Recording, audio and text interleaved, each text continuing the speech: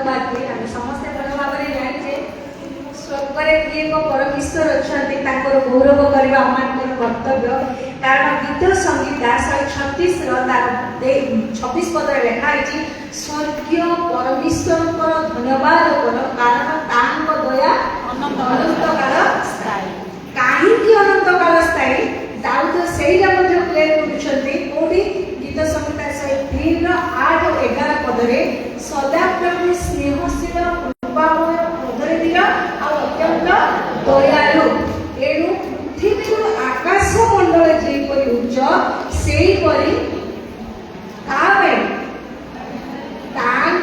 भयकारी मानक दया praise the Lord hallelujah hallelujah प्रभु को द्विगुण आशीर्वाद पात्र माने हमर स्थानीय बालक आज्ञा बार बार आम चेतु था कौन चेतु था प्रभु उपस्थिति कौटी रुहे कहते ना कौटी रुहे कारण दाऊद कौन कहते भयकारी मान प्रति दया एणु दया महत्व थिबा सकाशे माथ्यू कहते एक बा दुई मो नाम जेकोसी स्थान में एकत्रित होती से स्थान में से गहन में मु उपस्थित अच्छी praise the Lord hallelujah hallelujah एणु आज्ञा तो स्वागत जोड़ी तथापि आपण माने मते ईश्वर देथिबा सकाशे से ईश्वर दीर्घ परमेश्वर को भय भक्ति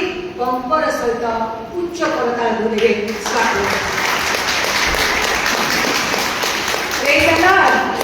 तत्संगे संगे स्थानीय मंडलीर भारप्राप्त पालक सामेल नायक आज्ञा को हृदय कृतज्ञता ज्ञापन करे कारण जितेबले प्रभु आम भीतर था परस्पर चिन्हा परिचय न था कि ऑटोमेटिक गोटे क्लोजनेस आसे जमी जुग जुग धरी आम संपर्क अच्छी कहीं रक्त संपर्क से कृष्य छोड़ुवा रक्तर एते मजबूत निबिड़ संपर्क अच्छी आपण मैंने कभी जानी ना मुझे जानी कि जो आम कथबार्ता हो निश्चय किसी गोटे संपर्क थिला आ जो संपर्क कृष्यर रक्त मत आपण एक करिछि प्रेज द लॉर्ड हालेलुया तत्संगे संगे स्थानीय मंडलीर सेक्रेटरी केशियर प्रेसिडेंट पुणे अन्य कर्मकर्ता मानक मोर भक्तिपूर्ण नमस्कार आ सहित विशेष धन्यवाद दे आमर म्युनिसिपालिटी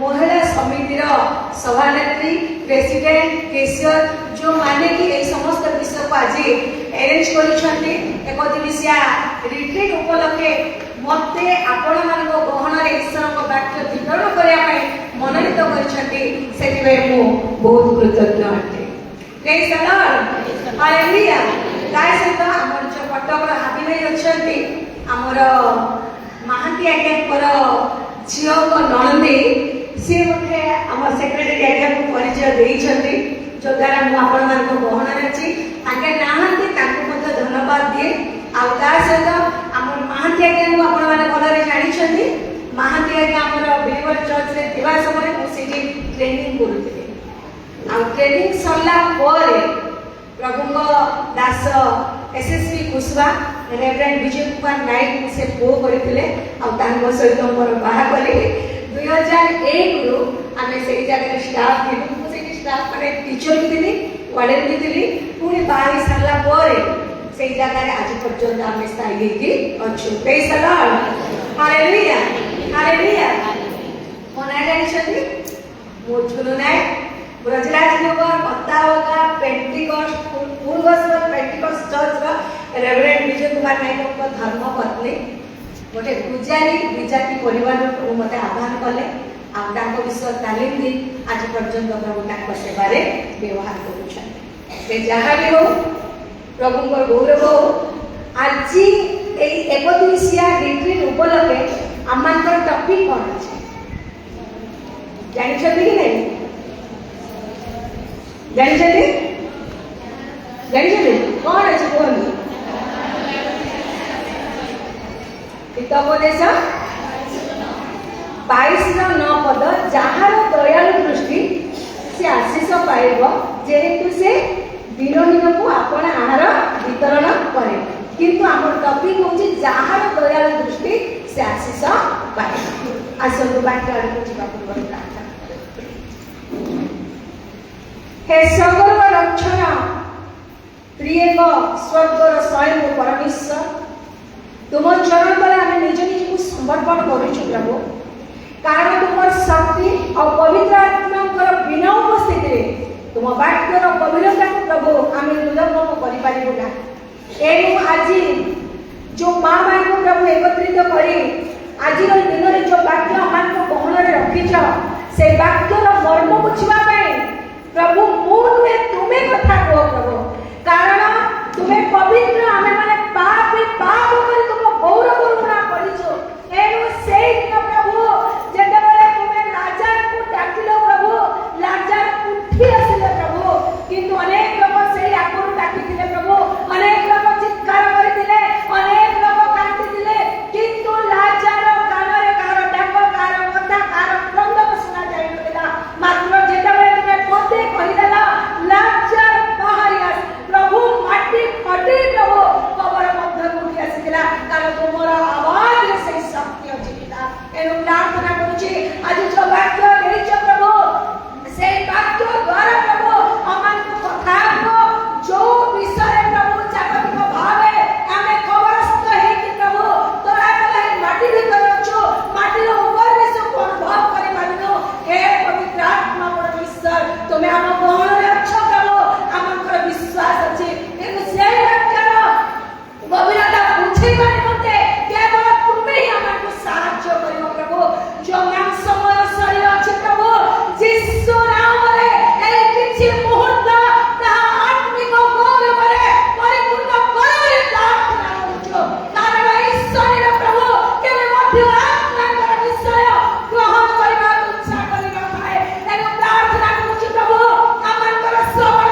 शक्ति को आमनकर चिंतन को आमनकर देखिबा दृष्टिकोण को तुमे तुम्हारे आकर्षण कर प्रभु आव हमर आत्मिक चक्षु को प्रसन्न कर प्रभु जो द्वारा हृदय भया खड़गदारी दूत को दर्शन करि परबो आमनकर आत्मिक कर्म को मुक्त कर प्रभु सामल भया तुम प्रभु श्रवण करि परबो आव हमर प्रभु ए जगत मध्य जो परिवार देछ परिवार केंद्र मध्य सेई दिन हलो प्रभु तुम सहित गमनागमन करे प्रभु अंतरिकारी दिले आज हलो भले शरीर दियो प्रभु जो द्वारा तुम वाक्य निगुण तत्व बुझी आमे तुम सहित गमनागमन करिबा पई आमे शिक्षा करू प्रार्थना सुनो धन्यवाद ए समस्त प्रार्थना राजक प्रभु यीशु नाम में मांगू आमीन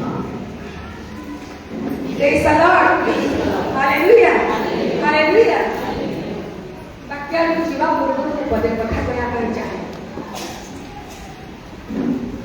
पानी रे पहरिले बाहरी परबा किंतु कादुओ रे एणु कादुओ रे पहरिबा शिखिबा पानी रे पहरिबा शिखिबा काहे कि ए कथा मो बुझे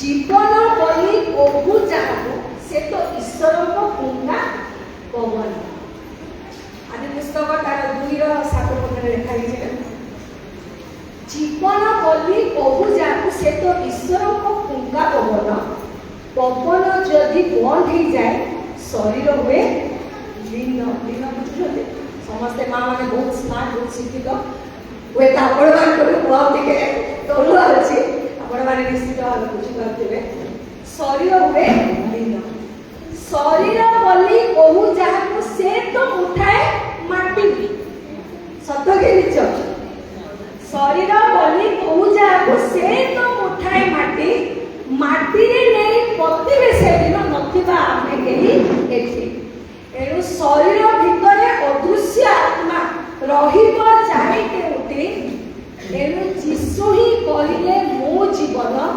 यद्यपि तुमे मरिब तथापि बचिब एक कथा निश्चय जानो praise the Lord hallelujah hallelujah एनु कादुओ रे नुहे पानी रे पहरिबा जदि कादुओ पंकरे पहरिबा पे चेष्टा करबा शरीर में कादुओ लागो छटपट है सेठी के लटकी रहिबा किंतु पानी रे जते बेले पहरिबा शिखिबा आगो को निश्चय बाहरी पड़िबा शरीर थिबा मलिनता मध्य धुई जीव काहे की कथा कहूची अनेक अंकर चिंता धारा रे बाइबल कोन बाइबल अनेक लोक भावती एटा शारीरिक आउ सांसारिक आशीर्वाद पुस्तक।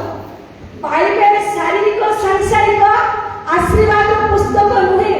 जदि बाइबल शारीरिक सांसारिक आशीर्वाद पुस्तक एई दादा तेबे संज्ञाधिपति सदा प्रभु स्वर्गर स्वयं जे अछि से अछि ताकर कोनोसी परिवर्तन नाही। सी आदम होबा को कहि न थाते आम्भे जे वृक्षर फल खाइबा को निषेध करियछु ताहा कि तुमे खाइयछ। आदि पुस्तक 2:11 पदरे लिखा जाय। आ जदि खाइछ तेबे जो धूलिरु तुमे कुबित हेल सेई धूलिरे न मिसिबा पर्यंत तुमर मुंडर झाଳରେ आहार करिब। आउ तुमे धूली जेहेतु तुमे धूलिरे पुनर्बार मिसि जीव। Praise the Lord, hallelujah. एटा केते लिखा है आदि 3:19 पदरे। तो एई बात आपको सचेतन करे जे शारीरिक सांसारिक आशीर्वाद पुस्तक बाइबल। तेबे बाइबल कोन? बाइबल होची संसार रे शरीर रे जीवन धारणकारी मनुष्य साधुता धार्मिकतार सहित अदृश्य आत्मरूपी परमेश्वर सहित गमनागमन करिवार पुस्तक। Praise the Lord, hallelujah, hallelujah. मनर कहूची विश्वास होची कि नहीं? आदि पुस्तक तार 6:9 मधरे सदा प्रभु नाम कहती एई वर्तमान समय लोकमान मधरे तमे साधुता और धार्मिकतार जीवन काटी मो सहित गमनागमन करूछ। एनु सदा प्रभु कोठी कहिसंती आदि पुस्तक 7:1 पदरे कहिसंती जे नह तमे एई कालर लोकमान मधरे आम्भे अपना साक्षात तुमको धार्मिक देखोछु। एनु तुमे सब परिवार कोठी प्रवेश करा जहाज रे प्रवेश करा। Praise the Lord, praise the Lord. एनु साधुता धार्मिकतार सहित अदृश्य परमेश्वर को भय करी गमन करी आमे जीवित रहबा। ए चाहूची बाइबल। एटा शारीरिक सांसारिक नुहे। एनु आज अनेक आगे सहित कथा लागले कहूथिली जेते बेले हमर कोरोना समय आसी गला सेही समय अनेक प्रभुकर दास दासी माने शिक्षा दे चले जे प्रभु तुमको शारीरिक भाव आशीर्वाद करछन। तुम घरे तुम छुआ को तुम स्त्री को तुम चाकरी हो तुम गाड़ी आसो तुम बिल्डिंग हो तुम संपत्ति आसो देखिबे हमर पंछा अनेक भाव गाड़ी चली छी। किंतु बाइबल हमको सेटा कुहे बाइबल हमको कोन कोन न कहि छी आ कोन कोन न होछि। बाइबल को विषय लिखिबत नै आ को विषय लिखिबत होछि। सब विषय हमें बाइबल रो बाहरी पाइबा। हमर टॉपिक कोन अछि? जहार दयालु दृष्टि से आशीष पाइब। एनु ध्यान रे सुनिबे कारण टॉपिक बाहर को जिबा नाही। हुए तो आपण मान बेटे के ओडुआ लागुथबो कि हमें हम भीतर तो टॉपिक अछि जहार दयालु दृष्टि से आशीष पाइब। किंतु ताके कोन ताको अलग विषय होचै ताको अलग नै तासर तो किछि सामंजस्य अछि। बाइबल रे ईश्वरंकर क्रोध विषय लिखा है। ईश्वरंकर प्रेम विषय मध्य लिखा है। ईश्वरंकर प्रेम कोन? ईश्वर जगत को आमे समस्त जानि जे जॉन 3:16 पुस्तक। किंतु ईश्वरंकर क्रोध कोन? गणना तार 14:34 पदरे कोन लिखा है? 40 दिन को गोटिए गोटिए दिन को गोटिए गोटिए वर्ष रे परिणत करी 40 वर्ष कर दे। काहे से तो प्रेम करुछथि ना, से तो प्रेम करे ना। तेबे 40 वर्ष होबार कारण कोन हेबा? सेठी में वाक्य दुई धार करबो एको साइड रे देखिबे नाही। शिक्षा जेतबे आपण सुनुछु तार पॉजिटिव नेगेटिव कुछ माने दुईटा विषय को हमें देखिबा दरकार। सकारात्मक और नकारात्मक। ए जेतबे इस्राएल मान प्रति से विरक्त हे जाउछथि सेतबे 40 दिन को गोटिए दिन को गोटिए वर्ष सहित करी 40 वर्ष रे परिणत करिछथि। सेवल माने ईश्वरंकर प्रेम मध्य अछि, ईश्वरंकर क्रोध मध्य अछि। बाइबल रे ईश्वरंकर दया मध्य अछि, ईश्वरंकर दंड मध्य अछि। यात्रा तार 3:7-10 पद जदि पढिबे सेठी इस्राएल लोकमान प्रति प्रभु को किभଳି दया ଲେଖା ଯାଇଛି। ପୁଣି ଦଣ୍ଡ ହାରକୁ ସେ ବାର ବାର କଠିନ କରୁଛନ୍ତି, କାରଣ ତାଙ୍କ ମନୋଭାବକୁ ଜାଣି ପୁଣି 10 ମହାମାରୀ ସେ ଜାଗାରେ ପ୍ରେରଣ କରୁଛନ୍ତି। ଏଣୁ ବାଇବେଲ ପ୍ରେମ ବିଷୟ କୁହେ, ବାଇବେଲ କ୍ରୋଧ ବିଷୟ କୁହେ, ବାଇବେଲ ଦୟା ବିଷୟ କୁହେ, ବାଇବେଲ ଦଣ୍ଡ ବିଷୟ କୁହେ, ବାଇବେଲ ଆଶୀର୍ବାଦ ମଧ୍ୟ କୁହେ, ବାଇବେଲ ଅଭିଶାପ ମଧ୍ୟ କୁହେ। ଆଶୀର୍ବାଦ କଣ ଥିଲା? ତମେ ପ୍ରଜାବନ୍ତ ବହୁ ବଂଶ ହୁଅ। 1:28 ବୋଧେ ଲେଖା ହେଇଛି, ଆଦି ପୁସ୍ତକ 1:28। କିନ୍ତୁ ଅଭିଶାପ କଣ ହେଲା? ତାର 3:19 ତମେ ଧୂଳି ପୁନର୍ବାର ଧୂଳିରେ ମିଶିଯିବ। କିନ୍ତୁ ଯେତେବେଳେ ଏଇ ଅଭିଶାପ ଆମେ ଅବ୍ରାହ୍ମକୁ ପଳେଇବା, ଅବ୍ରାହ୍ମକୁ ପ୍ରଭୁ କଣ କହୁଛନ୍ତି? ଆଦି ପୁସ୍ତକ 22 ତାର 17-18ରେ ତମର ଏହି କର୍ମ, ସେଇଠି କର୍ମ ଶବ୍ଦ ବ୍ୟବହାର ହେଇଛି। ତମର ଏହି କର୍ମ, ବିଶ୍ୱାସ ତ କରିବା, ଯାକୁ ତାକୁ କ୍ଲିୟର କରୁଛନ୍ତି, ବିଶ୍ୱାସ ବିନା କର୍ମ ମୃତ, ଆଉ କର୍ମ ବିନା ଉଭୟ ପରିପୂର୍ଣ୍ଣ, ମାନେ ଦୁଇଟା ସମାନ।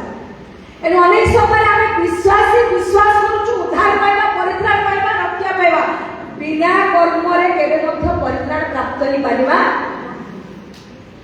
ଏଣୁ ସେଇ ଜାଗାରେ କର୍ମ ବିଷୟରେ କୁହାଗଲା, ତମର ଏଇ କର୍ମ ସକାଶେ ଆକାଶର ତାରା ସମୁଦ୍ରର ବାଲି ଭଳି ତମର ବଂଶକୁ ଆଶୀର୍ବାଦ କରିବା, ଆଉ ତମ ଦ୍ୱାରା ତମ ବଂଶ ଦ୍ୱାରା ଏ ପୃଥିବୀର ଲୋକମାନେ ମଧ୍ୟ ଆଶୀର୍ବାଦ ପାଇବେ। କିନ୍ତୁ ସେହି ଆଦି ପୁସ୍ତକ 15-13 ପଦକୁ ଯେତେବେଳେ ଯିବା, ଅବ୍ରାହମର ଟିକେ ଭୁଲ ପାଇଁ କଣ ହେଇଛି ସେ ଜାଗାରେ? ତମର ବଂଶ 400 ବର୍ଷ ଦାସ ଅବସ୍ଥାରେ।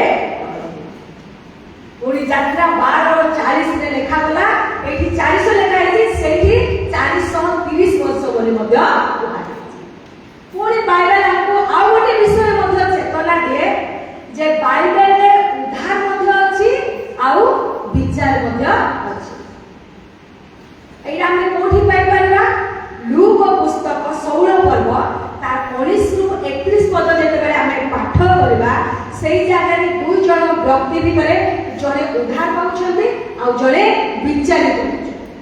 ଯୋଉ ବ୍ୟକ୍ତି ବିଚାରିତ ହେଉଛନ୍ତି ସେଇ ବ୍ୟକ୍ତିକୁ ସେଇ ଦିନ ପରମେଶ୍ୱର ଗୋଟିଏ ବୁନ୍ଦ ପାଣି ପାଇଁ ତଡପଉଛନ୍ତି। ପ୍ରେଜ୍ ଦ ଲର୍ଡ, ହାଲେଲୁୟା, ହାଲେଲୁୟା। ଯୋଉ ବ୍ୟକ୍ତି ସେ ଜାଗାରେ ବିଚଳିତ ହେଉଛନ୍ତି, ସେ ବିଚାରଣରେ ତାଙ୍କର ଏଇଭଳି କରାଯାଇଛି ଯେ ଗୋଟିଏ ବୁନ୍ଦ ପାଣି ମଧ୍ୟ ତୁମକୁ ମିଳିବ ନାହିଁ। ତାର କାରଣ କଣ? ତାର ରହସ୍ୟ କଣ? ତାର ରାଜ କଣ?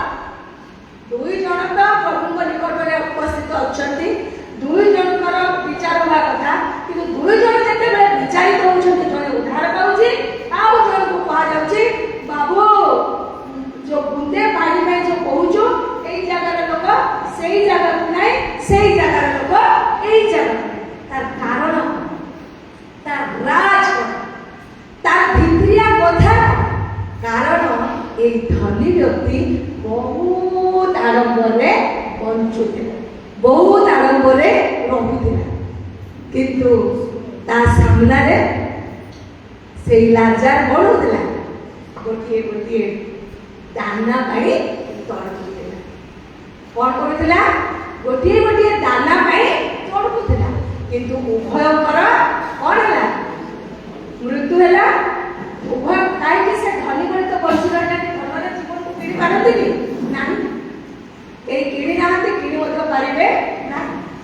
କିନ୍ତୁ ଉଭୟଙ୍କର ଯେତେବେଳେ ମୃତ୍ୟୁ ହଉଛି, ଧନୀ ବ୍ୟକ୍ତିକୁ କୁହାଯାଉଛି ବାବୁରେ ସମଗ୍ର ଜଗତରେ ଯେତେବେଳେ ତତେ ଜୀବନ ଦିଆଗଲା, ଜଗତକୁ ଉପଭୋଗ କରିବନି, ଧନ ସମ୍ପତ୍ତି ଏ ସାରା ସମସ୍ତ ଭରପୁର ସବୁ ଆଶୀର୍ବାଦ ତତେ ପୂର୍ଣ୍ଣ କଲି, କିନ୍ତୁ ତ ନିଜ ପାଇଁ କରି ନଥିଲି। ତ ପଡ଼ୋଶୀ ଭିକାରୀ ରାଜା ଗୋଟିଏ ଗୋଟିଏ ଭାତ ପାଇଁ ଯୋଉ ତୋଳୁଥିଲା, ସେତେବେଳେ ତୁ ତାକୁ ଦୟା କରିବୁ ବୋଲି, ତା ପ୍ରତି ଦୟାର ଦୃଷ୍ଟିରେ ଦେଖିବୁ ବୋଲି, କିନ୍ତୁ ସେଇ ଦୃଷ୍ଟି ତୋ ପାଖରେ ରହିଲା। ଏଣୁ ଏଇଠିର ଲୋକ ସେଇଠିକି ନାହିଁ, କି ସେଇଠିର ଲୋକ ଏଇଠିକି ନାହିଁ। ବିନତି କଣ କରୁଛି? ଧନୀ ବ୍ୟକ୍ତି ବିନତି କଣ କରୁଛି? କି ମୋର 5 ଭାଇ ମତେ ସେ ଜାଗାକୁ, କିନ୍ତୁ ସେ ଜାଗାରେ କଣ କୁହାହଉଛି? ତାଙ୍କ ହସ୍ତ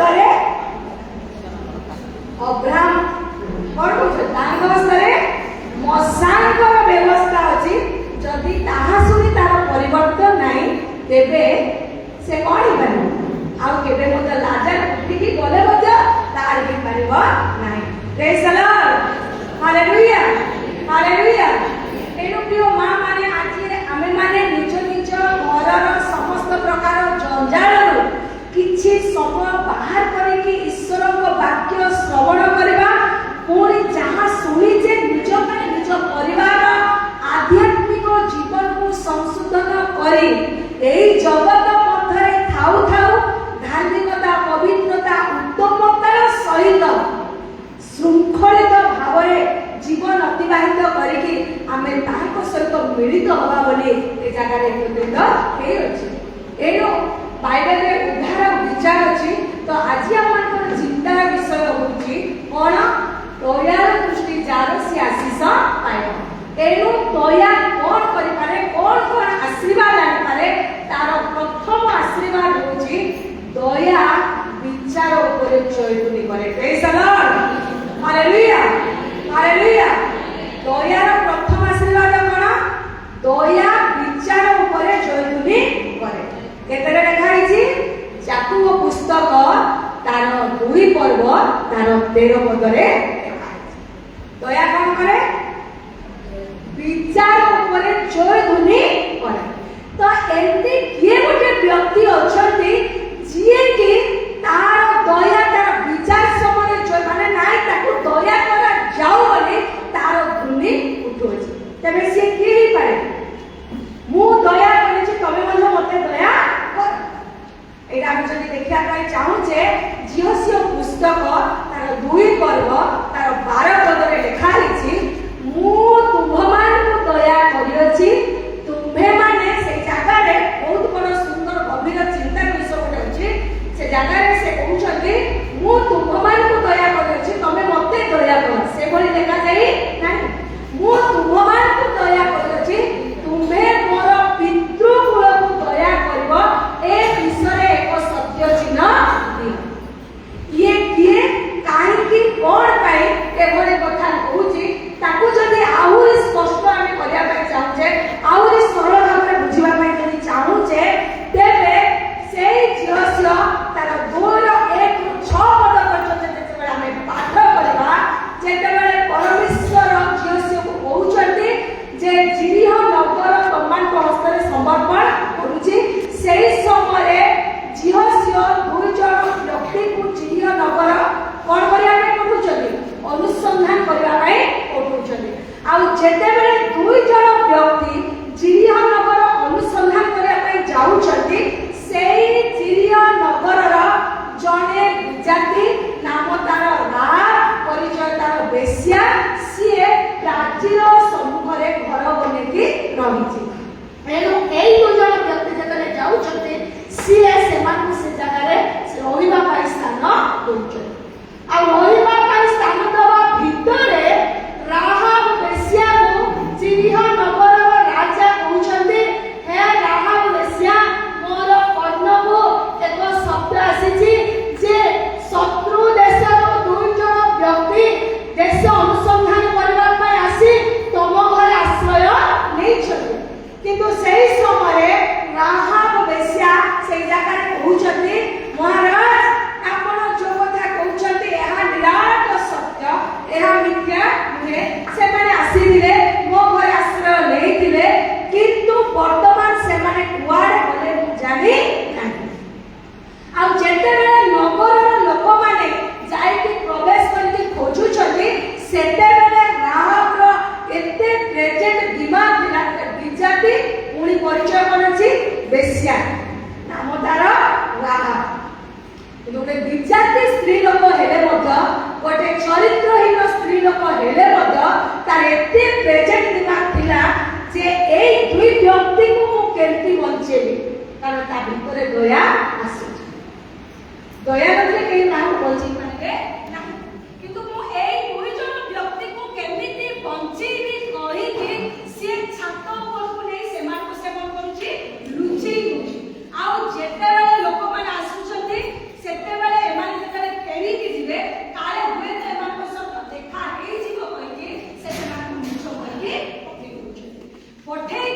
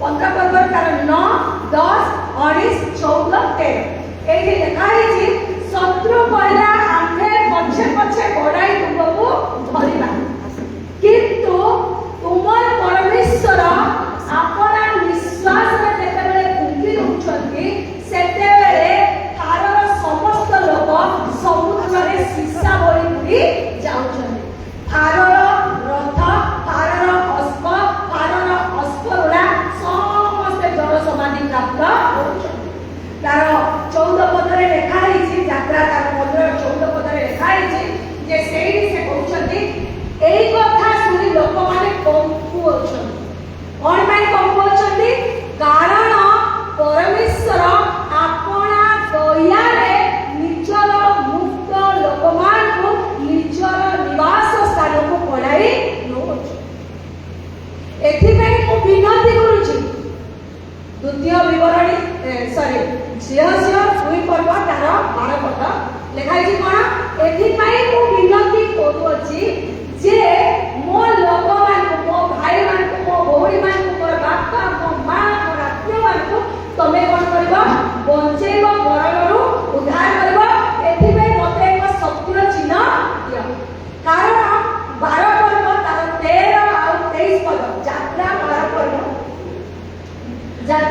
पर्व तार 13 और 23 पद जेतेबेले पाठ करबा 13 23 51 जेतेबेले पाठ करबा से जगह रे लिखा है जेतेबेले सुहारक दूत हारर गोष्ठी को सुहार करबा पई बाहरी छथि सेतेबेले परमेश्वर आज्ञा दउछथि जो गृहरे रक्त चिन्ह अछि सेही गृहरे सुहारक दूत प्रवेश करबो नाही कारण सेटा सदा प्रभुको लोकमान पई एहा एक चिन्ह एनु ताहा देखिले से गृहरु कोन हो बाउडी आसीबो सुहारक हत्या करबो एनु एई जगह रे राहब बेस्या जदियो विचारी किंतु से कुछ सुनी अछि लोक माने कंपु अछथि मु जानि अछि सदा प्रभु कोन करछथि एई देश कोमान को दिया अछि एनु मोर विश्वास अछि जे मु तुमको दया करिछि तमे माने मधुर मो प्रति दया सेबे मैं तागर कहउदिली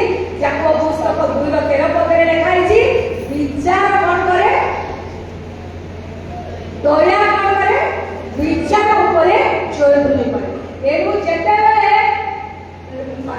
जिरिह नगर विचार होबार समय आसीबो सेतेबेले राहब विषय कोन उद्धार पाई परबो ता परिवार को उद्धार पाई परबे हां निश्चित भाबे पाई परबे सेही झिहस्य तार 6 पर्व तार 17 पद पूरी तार 22 को 25 पद पर्यंत जेतेबेले आपण माने पाठ करिवे सेही समय सेठी लिखा है कोन लिखा है जे झिहस्य कहउछथि तमे दुई जण जो जाईथिल तुमको जो स्त्री लोक रक्षा करथिला ताकू ता परिवार को तमे कोन करदबा छाडी दो सेमान को विनाश करबा नाही बाकी समस्त विषय वर्जित रूपे विनाश कारण ए दुई जण व्यक्ति ताकू कोन कहिथिले तार 14 झिहस्य दुई पर्व तार 14 रु जेतेबेले आमे 21 पद पर्यंत पाठ करिबा से माने कहिले आमे तो पितृकुल को दया करबो किंतु केतेबेले दया करबो एही कथा जेतेबेले तू प्रकाश करबो नाही एही कथा तू जेतेबेले कहा आगरे करबो नाही सेतेबेले आमे तो प्रति तो परिवार प्रति दया करबा पुनी जो झरका भी हमको ओलेई दिजो से झरका रे ए सिंदूर बदई लाल सीता को कोन करबो बांधी की रखो किंतु सेमान को छाड़ी देला लाल कलर सूता को बांधी रखला समस्त निश्चित कारण लाल जिनिस जोड़ी थाए नजर से जगह रे पड़ी समस्त से जगह पहुंचे राहत कोन हला जे एती तो सूता के बांधी की रखुलो दिनु काई के बांधी की रखिलु किंतु सेमाने बड़े प्रतिज्ञा कोन करि दिले एई कथा जति कहा करे प्रकाश न करबो तोर प्राण बदल रे हमर प्राण जीव आ आमे तो प्रति सत्य आ दया व्यवहार अरे समय नारी मान को कुहा जाए नारी मान को पेट भीतर कथा रुए नारी सत नारी मान को पेट रे कथा रुए नारी सत सत या मिछ सत सत या मिछ सत हैं सत सत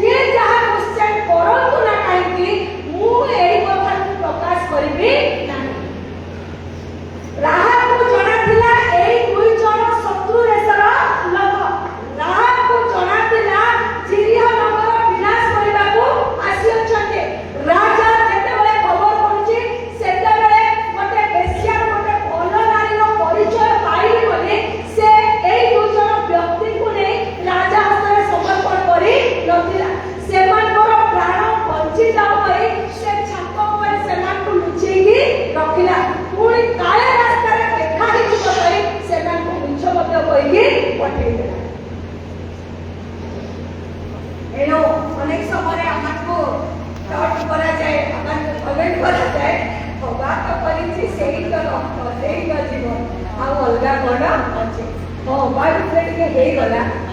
ଆଜିକାଲି ସେଠି ମାନେ ହବାର ଗୋଟେ ଭ୍ରାନ୍ତ ବିଷୟଟି ରହିଲା। ଭ୍ରାନ୍ତ କ'ଣ ଜାଣିଛନ୍ତି ତ? ମୋର ବି ଚେପା ନାକ ତ ମୁଁ ଯେଉଁ ପାର୍ଲର ବାଲି ପାଖକୁ ଯିବି ତାର ନାକ ମଧ୍ୟ ଚେପା ଅଛି। ସେ କହିବ କି ମ୍ୟାଡ଼ାମ୍ ଆପଣଙ୍କ ନାକ ଚେପା ଅଛି ନା, ମୁଁ ଗୋଟେ ଏମିତି ଲଗେଇଦେବି ଆପଣଙ୍କ ନାକ ସିଧା। ତ ସେଇଠି ମୁଁ କ'ଣ ଜାଣିବା ଦରକାର? ତାଙ୍କ ନାକ ବି ଚେପା ଅଛି, ମୋ ନାକ ବି ଚେପା ଅଛି।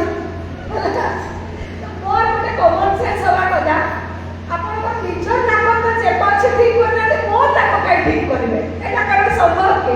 ନାଇଁ ନା। କିନ୍ତୁ ସେଇଠି ହବା ଏଭଳି ଭ୍ରାନ୍ତ ହେଇଗଲା କ'ଣ ପାଇଁ? ସର୍ପ ଆସି ତାକୁ ବୋଲେଇଲା, ତମେ ଯଦି ଏଇ ଫଳ ଖାଇବ ପରମେଶ୍ୱରଙ୍କ ତୁଲ୍ୟ। ଆରେ ଭାଇ, ପରମେଶ୍ୱରଙ୍କ ତୁଲ୍ୟ ହେଇଛୁ ବୋଲି ତ ଏତେ ସୁନ୍ଦର ଶରୀର ଧାରଣ କରୁଛୁ, କିନ୍ତୁ ତତେ ଦେଖିଲା ବେଳେ ଜୀବ ବାହାର କରୁଛୁ, ତୋର ଶରୀର ସମ୍ପୂର୍ଣ୍ଣ ଅଲଗା ଅଛି, ତୋ କଥା ମତେ କାହିଁକି ଶୁଣିବାର ଅଛି? ସେଇଟା ଯଦି ସେ ଜାଗାରେ କାଟିଥାନ୍ତା ହୁଏତ ଆଉ ସୃଷ୍ଟିର କିଭଳି ରଙ୍ଗ ଆସିଥାନ୍ତା, କିନ୍ତୁ ସେଇଟା ସେ ଜାଗାରେ ସେ କରିପାରିଲା ନାହିଁ। ତେଣୁ ସେଇ ଭ୍ରାନ୍ତିର ପ୍ରଭାବ ଆଜି ମୋ ଉପରେ ଆପଣମାନଙ୍କ ଉପରେ ବି ଅଛି। ଏଣୁ ଆମର ପୁରୁଷ ସମାଜ ସେଇଠି ଆମ ବାପା ବି, ଆମ ଭାଇ ବି, ଆମ ସ୍ୱାମୀ ବି, ଆମ ପୁଅ ବି ଆମକୁ କୁହନ୍ତି ତମ କେହି କିଛି ହେଇପାରିବ ନାହିଁ, ତମେ ସବୁ ଗୁପ୍ତ କଥା ପ୍ରକାଶ କରିବା ଲୋକ। କିନ୍ତୁ ନାରୀ ଯଦି ଗୁପ୍ତ କଥା ପ୍ରକାଶ କରିବ, ପ୍ରତ୍ୟେକଙ୍କ ଘରେ କିଛି କିଛି ଗୋଟେ ଦୁର୍ବଳତା ଥାଏ, ସମାଜ ଏଭଳି ସୁନ୍ଦର ଶୃଙ୍ଖଳିତ ଭାବେ ପରିଚାଳିତ ହୋଇପାରିବ ନାହିଁ। ଏଣୁ ନାରୀ ଅନେକ ବିଷୟ ସେ ଲୁଚେଇ ମଧ୍ୟ ରଖିବ। ଏଣୁ ପ୍ରିୟ ମା ମାନେ, ଆଜିର ବାକ୍ୟର ମହତ୍ଵ, ଆଜିର ବାକ୍ୟର ମର୍ମ, ଆଜିର ବାକ୍ୟର ଗଭୀରତା ହେଉଛି ମୁଁ ଆଉ ଆପଣ ମାନେ ଏଇ ଜଗତରେ ପ୍ରଭୁ ଦୟା କଲେ, ଅନୁଗ୍ରହ କଲେ, ଆମମାନଙ୍କୁ ଜୀବନ ଦେଲେ, ତା ସହିତ ଆମମାନଙ୍କୁ ଗୋଟିଏ ସୁନ୍ଦର ସୁନ୍ଦର ପରିବାରଟି ମଧ୍ୟ ଦେଇଛନ୍ତି। ଏଣୁ ରାହା ତାର ବ୍ୟକ୍ତିଗତ ଜୀବନ ପାଇଁ ଚିନ୍ତିତ ହେଇ ନାହିଁ। ତାର 14 ପଦ ଯେତେବେଳେ ପଢିବେ, ମୋ ବାପା, ମୋ ମା, ମୋ ଭାଇମାନଙ୍କୁ, ମୋ ଭଉଣୀମାନଙ୍କୁ କ'ଣ କର? ମରଣରୁ ବଞ୍ଚେଇକି ଉଦ୍ଧାର କର।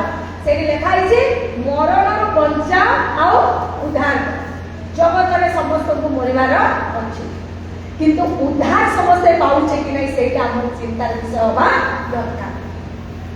ପ୍ରଭୁ ଯୀଶୁ ଜଗତରେ ଯେତେବେଳେ ଆସିଲେ, ସେବା କାର୍ଯ୍ୟ ଯେତେବେଳେ କଲେ, ଯେତେବେଳେ ରୋଗୀମାନେ ତାଙ୍କ ନିକଟକୁ ଯାଉଥିଲେ, ରୋଗୀମାନଙ୍କୁ ସେ କ'ଣ କହୁଥିଲେ? ତମର ବିଶ୍ୱାସ ତୁମକୁ ସୁସ୍ଥ କରିଅଛି। କିନ୍ତୁ କେତେ ଜଣ ରୋଗୀକୁ ମେନସନ କରାହେଇଛି, ଆଜି ଠାରୁ ତମେ ଆଉ ପାପ କର ନାହିଁ, ତମର ପାପ କ୍ଷମା ହୋଇଅଛି। ପ୍ରେଜ୍ ଦ ଲର୍ଡ, ହାଲେଲୁୟା, ହାଲେଲୁୟା। ରୋମୀ ପୁସ୍ତକରେ ପାଉଲ କୁହନ୍ତି, ସଦାପ୍ରଭୁ ଯାହାର ପାପ କ୍ଷମା କରନ୍ତି ସେ ଧନ୍ୟ ଅଟନ୍ତି। କାରଣ ଏଥିପାଇଁ ଧନ୍ୟ ଯେ ଯେତେବେଳେ ଆମେ ମରଣରୁ ଉଦ୍ଧାର ନିମନ୍ତେ ସିଂହାସନ ସମ୍ମୁଖରେ ଠିଆ ହୋଇ ବିଚାରିତ ହେବା, ସେଇ ବିଚାର ସମୟରେ ଆମେ ତାଙ୍କର ଦକ୍ଷିଣ ପାର୍ଶ୍ୱରେ ସ୍ଥାନ ପ୍ରାପ୍ତ ହେବା। ଏଥିପାଇଁ ମୋତେ ଆପଣମାନଙ୍କୁ ଆଜି ଏଇ ଏକଦିବସୀୟା ରିଟ୍ରିଟ୍ ଉପଲକ୍ଷେ ପ୍ରଭୁ ଏଇ ବାକ୍ୟ ଦେଲେ ଯେ ଯାହାର ଦୟାର ଦୃଷ୍ଟି ସେ ଆଶୀର୍ବାଦ ପାଇବ। କ'ଣ ଆଶୀର୍ବାଦ ପାଇବ? ଯଦି ଦୟା କରିଛ, ତେବେ ବିଚାର ସମୟରେ ସେଇ ଦୟା ଡାକ ଦେବ, ହେ ପ୍ରଭୁ, ହେ ପିତା, ହେ ପରମେଶ୍ୱର, ଏଇ ସ୍ତ୍ରୀ ଲୋକ, ଏଇ ମା, ଏଇ ଭଉଣୀ ତା ପ୍ରତି ଏଇ କର୍ମ କରିଅଛୁ, ଏଣୁ ତାକୁ ଦୟା କରାଯାଉ। କୋଉଠି ଲେଖା ହେଇଛି? ମାଥିଉ ପୁସ୍ତକ ତାର 25 ପର୍ବ ତାର 31 ରୁ ତାର 46 ପଦ ଯେତେବେଳେ ଆମେ ପାଠ କରିବା, ଅନ୍ତିମ ବିଚାର ଏଇଟା ଚିରିହ ନଗର ଲୋକମାନଙ୍କର ଅନ୍ତିମ କାଳ ଉପସ୍ଥିତ ହେଲା ବେଳେ ରାହାବ ବେଶ୍ୟା ଗୁପ୍ତ କଥା ପ୍ରକାଶ ନ କରି ତାଙ୍କର କଥାକୁ ଶିରଧାର୍ଯ୍ୟ କରିକି ଅପେକ୍ଷାର ସହିତ କ'ଣ କଲା? ସେଇ କଥାକୁ ରକ୍ଷା କରିବା ସକାଶେ ତା ପରିବାର ସେଦିନ ମୃତ୍ୟୁରୁ ବଞ୍ଚିଲେ ଆଉ ଉଦ୍ଧାର ପାଇଲେ। ତା ସହିତ ରାହାବ ପାଇଁ ଗୋଟେ ନୂଆ ପରିଭାଷାଟି ପରମେଶ୍ୱର ଦେଲେ। କ'ଣ ଦେଲେ? ଗୋଟେ ବେଶ୍ୟା ହେଲେ ମଧ୍ୟ ଇସ୍ରାଏଲ କିଏ? ଯାତ୍ରା ପୁସ୍ତକ ତାର 4:22 ପଦରେ ଲେଖା ହେଇଛି ନା, ଇସ୍ରାଏଲ ହେଉଛି ପରମେଶ୍ୱରଙ୍କର ଜ୍ୟେଷ୍ଠ ପୁତ୍ର। ଇସ୍ରାଏଲ କିଏ? ପରମେଶ୍ୱରଙ୍କର ଜ୍ୟେଷ୍ଠ ପୁତ୍ର। ଦେଖନ୍ତୁ, ଗୋଟିଏ ବେଶ୍ୟା ନାରୀ ଗୋଟେ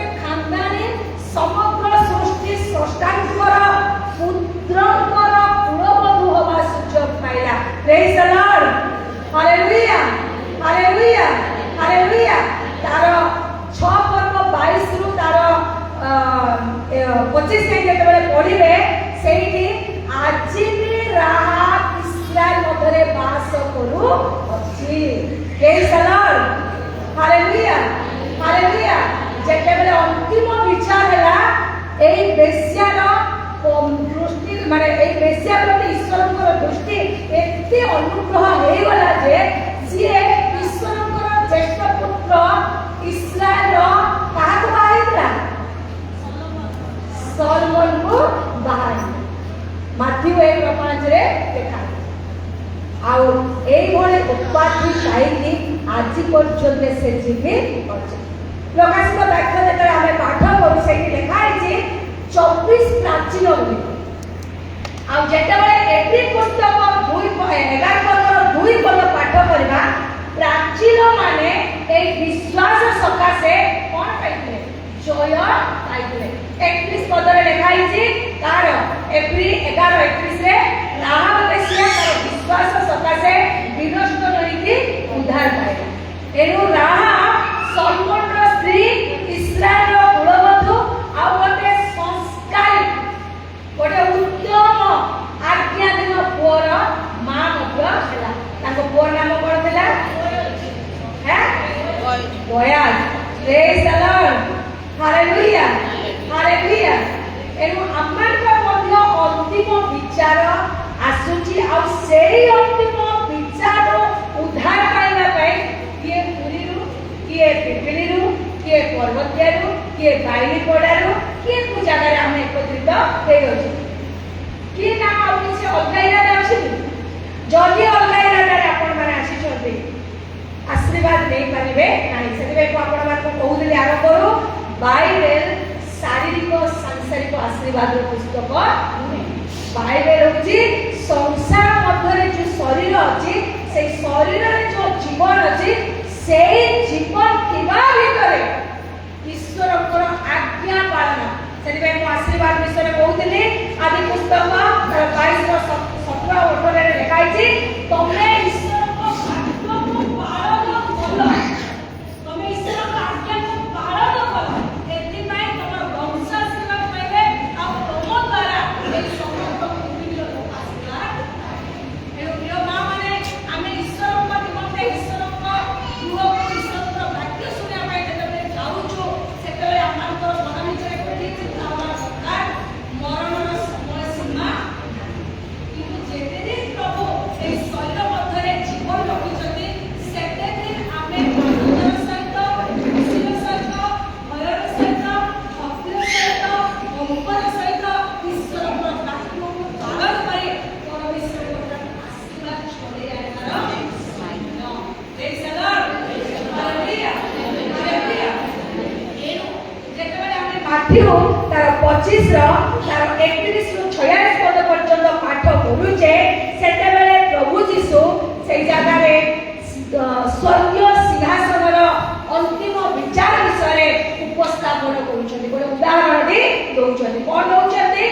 ମୁଁ ରୋଗରେ ଥିଲି, ମୁଁ ଅଭାବରେ ଥିଲି, ମୁଁ କାରାଗାରରେ ବନ୍ଦୀ ଥିଲି, କିନ୍ତୁ ତମେମାନେ ମତେ ପଚାରିଲ ନାହିଁ।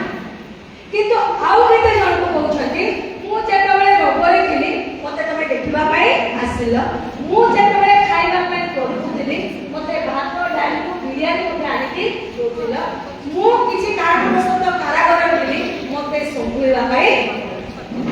କିନ୍ତୁ ଏପଟ ଲୋକ କହୁଛନ୍ତି ପ୍ରଭୁ ଆମେ କେତେବେଳେ ଏଇ ସବୁ କାମ କଲୁ, ଆମେ ତ ଏମିତି କେବେ କରି। କିନ୍ତୁ ସେଇ ସମୟରେ ପ୍ରଭୁ କ'ଣ କହୁଛନ୍ତି? ଅଙ୍ଗୁଳି ନିର୍ଦ୍ଦେଶ କରି କହୁଛନ୍ତି ମୋ ପ୍ରତି ନୁହେଁ এই ପିତୃ ପ୍ରତି କରିଥିବା ସକାଶେ ତାହା ମୋ ପ୍ରତି କରିଛନ୍ତି। ତେଣୁ ଏମାନେ କୁଆଡ଼େ ଯିବେ? ଅନନ୍ତ ନର୍କ। ଆଉ ଏମାନେ କୁଆଡ଼େ ଯିବେ? ଅନନ୍ତ ସ୍ୱର୍ଗ। ସୂର୍ଯ୍ୟ ଭଳି ତେଜସ୍ୱୀ ହବ। ପ୍ରେଜ୍ ଦ ଲର୍ଡ, ହାଲେଲୁୟା ହାଲେଲୁୟା।